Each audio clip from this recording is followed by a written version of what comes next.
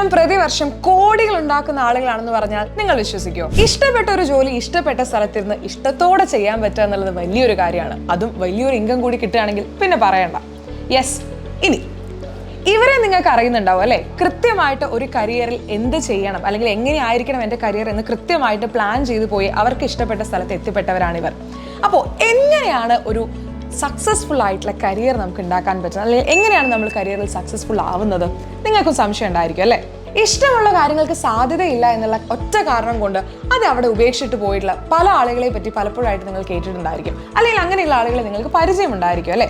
എന്നാൽ നമ്മുടെ മുമ്പിലുള്ള ഓരോ ചെറിയ കാര്യങ്ങൾക്കും ഒരുപാട് സാധ്യതകളുണ്ട്. അപ്പം നമ്മൾ മനസ്സിലാക്കേണ്ടത് ഇന്ന് ലോകം ഒരുപാട് മുമ്പോട്ട് പോയിക്കൊണ്ടിരിക്കുകയാണ്. അതുകൊണ്ട് തന്നെ ഒരു കരിയർ എന്ന് പറയുമ്പോൾ കേവലം ഒരു ഡോക്ടർ അല്ലെങ്കിൽ എഞ്ചിനീയർ, ഒരു ലോയർ എന്നതിൽ മാത്രം ഒതുങ്ങി നിൽക്കുന്നതല്ല. നമുക്ക് മുമ്പിൽ സന്തോഷത്തോടെ ജോലി ചെയ്യാൻ പറ്റുന്ന, എന്നാൽ നല്ല ഇൻകം ഉണ്ടാക്കാൻ പറ്റുന്ന, സമാധാനത്തോടെ ജോലി ചെയ്യാൻ പറ്റുന്ന ഒരുപാട് കരിയർ പോസിബിലിറ്റീസ് നമ്മുടെ മുമ്പിലുണ്ട്. ഒരുപക്ഷെ നമുക്ക് ഈ കാര്യങ്ങൾ അറിയാത്തത് നമുക്ക് പറഞ്ഞു തരാൻ ആളുകൾ ഇല്ലാത്തതുകൊണ്ടായിരിക്കും അല്ലേ?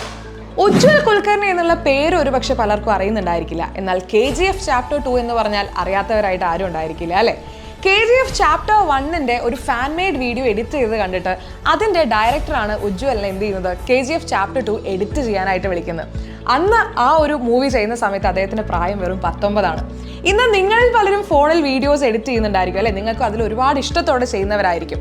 ഇങ്ങനെ നിങ്ങൾ ഇഷ്ടത്തോടെ ചെയ്യുന്ന ഒരു കാര്യത്തിൽ നിങ്ങൾക്ക് എത്രത്തോളം മുമ്പോട്ട് പോകാൻ പറ്റും എന്നുള്ളത് നിങ്ങൾക്ക് ചിലപ്പോൾ ഒരു ഐഡിയ ഉണ്ടായിരിക്കില്ല, അല്ലെങ്കിൽ അതിൻ്റെ ഒരു കരിയർ സാധ്യത എന്താണ്, അതിൻ്റെ പോസിബിലിറ്റീസ് എന്താണെന്നുള്ളതിനെ പറ്റി വലിയൊരു ഐഡിയ നിങ്ങൾക്ക് ഉണ്ടായിരിക്കണമെന്നില്ല.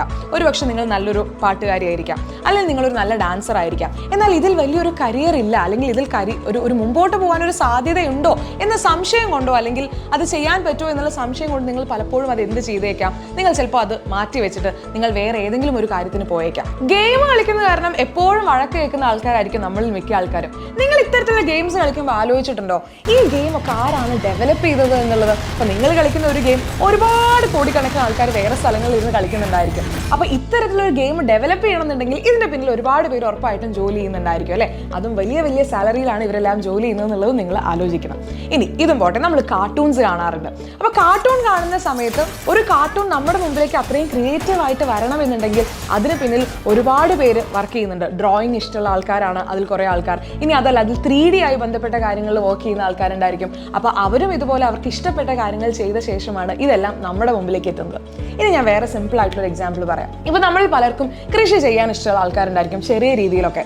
പക്ഷെ നമ്മൾ മിക്ക ആൾക്കാരും എന്ത് ചെയ്യുന്നുണ്ടാവില്ല, അതൊരു പ്രൊഫഷനായിട്ട് കൊണ്ടുപോകാൻ ആഗ്രഹിക്കുന്നുണ്ടാവില്ല. കാരണം നമ്മുടെ മനസ്സിൽ ഇതിന് വലിയൊരു ഓപ്പർച്യൂണിറ്റി ഇല്ല എന്നാണ് നമ്മൾ വിചാരിക്കുന്നത്. എന്നാൽ കൃഷി ചെയ്തിട്ട് ഒരു മാസം കോടികളോളം വരുമാനമുള്ള ആളുകൾ ഇന്ന് കേരളത്തിലുണ്ടെന്ന് പറഞ്ഞാൽ ചിലപ്പോൾ നിങ്ങൾ വിശ്വസിക്കുന്നുണ്ടായിരിക്കില്ല അല്ലെ?